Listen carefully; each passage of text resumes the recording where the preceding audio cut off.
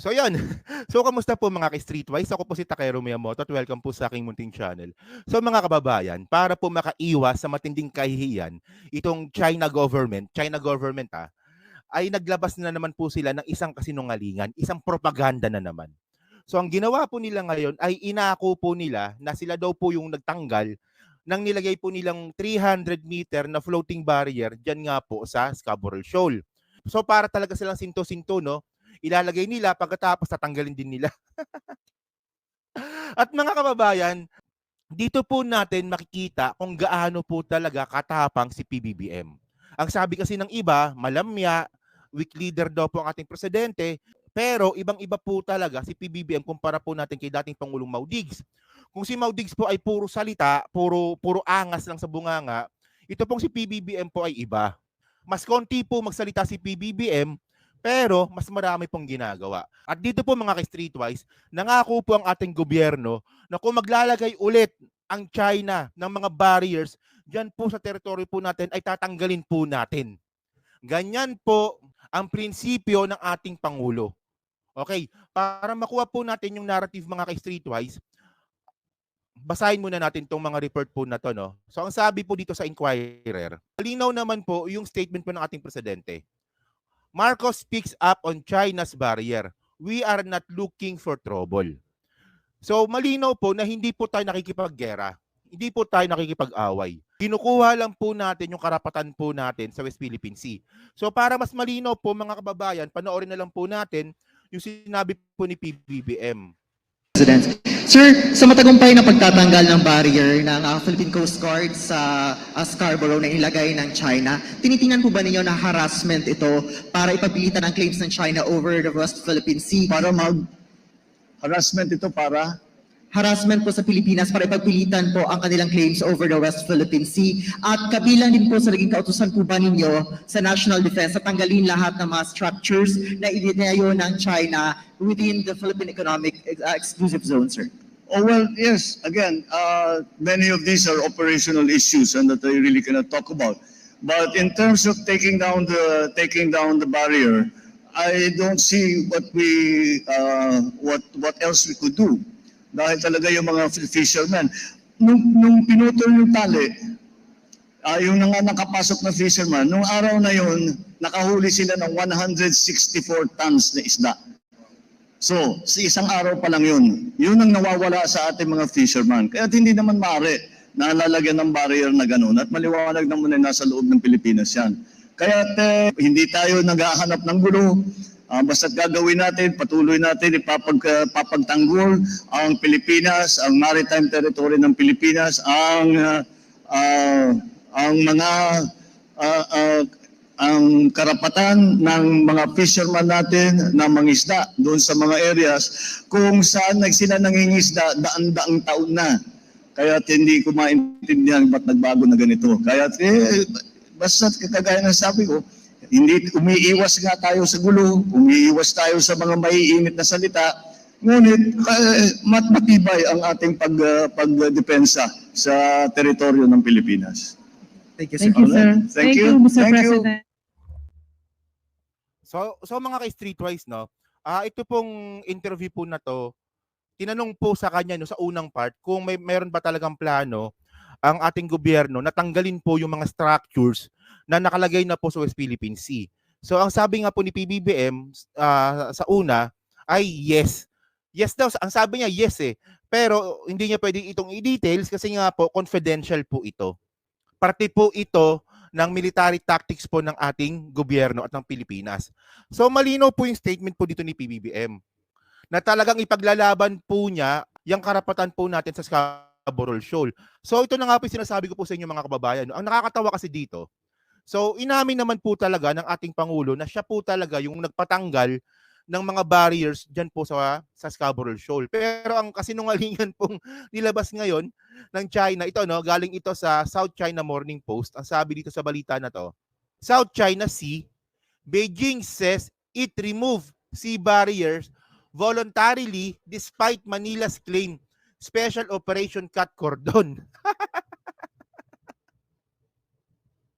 So, kiniklaim ngayon ng China na sila yung nagtanggal po ng barrier. Walang yung mga to, no? Ang daming kalokohan talaga. Hindi ko po talaga maintindihan kung bakit po malapit ang mga Duterte sa mga sintu-sintu po na Chinese government. Basahin natin ito dito, no? Continue natin. Ang sabi dito, Beijing has insisted it voluntarily remove a floating barrier in the South China Sea to resume regular control. On Wednesday night, in a tit-for-tat with the Philippines over the disputed Scarborough Shoal. So, ang dahilan po para tanggalin daw di umano ng China itong mga barriers na nilagay din po nila para daw po ay magkaroon po ng regular control. So, talagang pinapakita po talaga ng China na meron po silang regular na control dyan po sa Scarborough Shoal. So, mga ka-streetwise kasi, actually, may mga nagpapayo na po sa akin na mag-move on na po tayo kay Duterte. Pero sa mga ganitong klaseng mga bagay po kasi mga kababayan, hindi po talaga natin po maiwasan na i-connect po si dating Pangulong Duterte sa mga nangyayari po sa Scarborough Shoal. Dahil nga po yung majority at halos lahat po ng paghihirap na dinaranas na po natin ngayon diyan po sa West Philippine Sea ay meron pong malaking kinalaman at kapabayaan si dating Pangulong Duterte. So ang punto natin dito mga ka-streetwise, para po hindi po tayo makalimot sa mga kapalpakan po ng mga politiko na pro-China. Kaya nga po ako mga ka-streetwise, ang suggestion ko nga po, basta pro-China, X na po yan. Kasi nga po, ang pinupunto ko po dito, no, balikan po natin yung nangyari dati. Ito para lang po ma-refresh lang tayo, no? Kasi connected po ito sa pinaka-naratibo po ng content na to. So balikan po natin yung sinabing hyperbole na statement po ni dating Pangulong Duterte noong eleksyon noong 2016 at ang dami po talagang tao ang nagpalakpakan dito. So ibig sabihin nun, ang daming nauto kasi hindi naman pala totoo yung sinabi ni Duterte. So pakinggan po natin to, no? Alam mo, dapat malaman natin kung saan tayo ngayon. We have submitted ourselves to an arbitration, parang korte international. And we have submitted our papers and documents of claim. Ang China naman po has insisted sovereignty na kanila, pero ayaw nilang mag-submit sa jurisdiction. But anyway, mag-submit sila o hindi, the court or the arbitration court can go on and hear the case. Ngayon, pag sinabi panalo tayo, ayaw ng China, I will not go to war. Sabi ng dalawang distinguished speaker, pupunta ako sa China. Ngayon, pag ayaw nila, then I will ask the Navy to bring me to the nearest boundary dyan sa Spratly, Scarborough. Bababa ako, sasakay ako ng jet ski, dala-dala ko yung flag ng Pilipino at pupunta ako doon sa airport nila, tapos itanim ko. Then I would say, this is ours and do what you want with me. Bahala na kayo. I would stake that claim. And if they want to, matagal ko ng ambisyon niya na maging hero rin ako. Pag pinatay nila ako doon, bahala na kayong umiyak dito sa Pilipinas. Mayor Duterte, maraming salamat. So ayan, no? Pero ito lang, no? Ang isa po talaga sa reason kung bakit nanalo si Duterte is mahusay po siyang politiko. Hindi ko sinasabing mahusay siyang public servant. Ang sinasabi ko lang po dito is mahusay siyang politiko. At nakuha niya po talaga yung karisma at saka kiliti po ng majority po ng mga Pilipino. Kaya nga po siya nanalo. Pero ang pinupunto ko lang po dito mga kababayan, napatunayan po natin na ito po ay hindi nangyari. So, ayan po talagang hirap kapag meron na pong social media. Kasi po, ang dali lang pong halungkatin ng mga bagay-bagay na sinabi ninyo. Especially po ng mga politiko. Ang daling balik-balikan yan. At makikita po natin na kung consistent ba sila o inconsistent po sila sa mga pahayag po nila. So, ang pinupunto ko lang po kasi dito, kung balang araw, kung tatakbo nga po si Sara Duterte bilang isang presidente, at uutuin na naman tayo na sasabihin niya na siya ay kukundinahin na po ang Chinese government sa West Philippine Sea, wag po tayo maniwala. Kasi po, inconsistent yon. So by the way, kaya ko rin po kasi pinlay po itong video po na to kasi po connected po ito sa West Philippine Sea. Kasi po tandaan po natin, no, ito balikan po natin itong mga pangyayari. Itong kaganapan po na to ay nangyari ito noong 2017. So ang sabi nga po ni Duterte noong 2017, Duterte says he can't defend. Hindi niya kayang depensahan ang Scarborough Shoal. Okay, 2017 ito, no? So sabi nga po ni Duterte dito, no, we cannot stop China from doing his thing. The Americans were not able to stop it. Okay, hindi talaga kayang pigilan ng Amerikano ang China noon nung panahon nga ni Duterte kasi nga pinagmumura ni Duterte. Paano ka tutulungan yan? Minura mo. Oh, expert daw yan sa geopolitics, sabi ni Robin Padilla, pero minumura ang ibang mga leaders ng bansa. Ayun. So kung ganyan pong klase yung ideology po ni Robin Padilla, last mo na yan. Okay. Duterte said at a brief news conference, Sir, what will I do? Declare a war against China? I can, but we'll all lose our military and policemen tomorrow. And we are a destroyed nation, sabi ni Duterte. So ito mga kababayan, nangyari po ito 2017. So dahil nga po sa paniniwala nga ni Duterte na wala po siyang magagawa diyan po sa Scarborough Shoal, ang ginawa nga po ni dating Pangulong Mau Diggs ay nagkaroon na lang po ng bargain. Binargain po ni dating Pangulong Duterte ang Scarborough Shoal. So bale ito nung 2019, ito naman yung nangyari. So sabi po sa CNN, no, Duterte claims earlier deal with Xi Jinping allows China to fish in Recto Bank. Ito po yung banda sa Spratly Islands.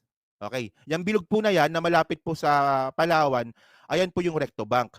And then yung Scarborough Shoal po kasi, ayan po yung malapit po dito sa Zambales. So ano bang pinupunto ko dito mga kababayan? Kasi nga po, ulitin ko lang, nagkaroon po kasi ng bargain si dating Pangulong Duterte dito nga po kay Xi Jinping. So ang sabi dito sa balita sa CNN, no, President Rodrigo Duterte cited a previous agreement with Chinese President Xi Jinping which allows Beijing to fish in Recto Bank. So bakit niya pinayagan? Ang sabi dito, in a speech before members of the Presidential Security Group on Monday, the president said he and Xi Jinping agreed that China will no longer block fishermen from Scarborough Shoal, the subject of a standoff in 2012, in exchange for permit to fish in Recto Bank, also known as Reed Bank. So sobrang talino at sobrang galing po talaga ng ganitong klaseng geopolitics strategy. Mga kababayan, itong Recto Bank po na to ay pagmamay-ari din po ng Pilipinas. So para po, isipin nyo kung gaano kaengot itong ginawa nga ni Duterte para hindi harangan ng China ang Scarborough Shoal sa mangingisda. Ang ginawa niya, pinayagan niya na mangisda ang China na may permit pa sa Recto Bank na pagmamay-ari din po ng Pilipinas. I just don't really get the point. Kasi ang punto ko lang dito mga kababayan, parang ito lang yung metaphor dito eh. O kunwari, sa bahay natin, merong illegal na nakisaksak ng kuryente sa atin. O kunwari kapitbahay natin, di ba? Nakita mo na merong nakasaksak sa outlet ng bahay natin na diretso po sa kapitbahay natin. At tinatakot po tayo ng kapitbahay natin na hindi nyo pwedeng tanggalin yan. Matapang kami, malakas kami. So ang ginawa mo na lang po, sige, yung agreement natin, tanggalin mo yan, pero doon ka magkabit sa kabilang kwarto. Sa bahay ko din. Napakatalino talaga. So mga kababayan, ibang-iba po talaga ito sa strategy po ni PBBM. Hindi mo kailangan maging maingay, hindi mo kailangan magmura para po patunayan sa mga tao na matapang ka. Ang kailangan dito ay gawa. At besides po dyan mga kababayan, ang nakakatuwa pa po kasi dito, nangako din po kasi ang ating Presidente Bongbong Marcos sa pamamagitan nga po ng Philippine Coast Guard, kung maglalagay ulit ng barrier, itong China ay tatanggalin po ulit nila. So matapang na paninindigan po ito ng ating Presidente. So sabi nga po dito sa Net25, Philippine vows to remove future barriers at disputed reef. So para makuha po natin yung narrative, panoorin po natin si Commodore J. Tariela ng Coast Guard. Our President has already given specific and clear instruction to the Philippine Coast Guard to remove the barrier the first time that we learned about it. In the next coming months, if ever that barrier will once again be in place, the Philippine Coast Guard will do whatever it takes for us to remove the barrier. Ayun mga kababayan, so malinaw. So, syempre, patuloy lang po tayo gagawa ng ganitong klaseng mga content kasi nga po, iniiwasan po natin na magkaroon po ng hindrances ang ating Philippine government, especially po si PBBM, lalong-lalo na nga po dyan sa operation natin sa West Philippine Sea. Bilang isang vlogger at kayo rin po, bilang isang mamamayang Pilipino, social obligation po natin sa bansa natin na i-remind po yung mga kababayan natin na palpak po talaga ang partnership po natin sa China. Kasi nga po, ang pinaka-ebidensya natin dito at pinaka-reference natin dito ay yung pamumuno po ni dating Pangulong Mau Diggs na dinaan sa diplomasya. O dinaan na nga sa diplomasya, tinarantado pa rin po tayo. So yun po mga kababayan, no? So kayo po, ano pong masabi nyo nga po dito sa content natin ngayon? So paki-comment lang po sa baba at binabasa ko pong lahat yan. So hanggang sa muli po, maraming salamat po sa inyong lahat. Ako po si Takero Miyamoto. Babush!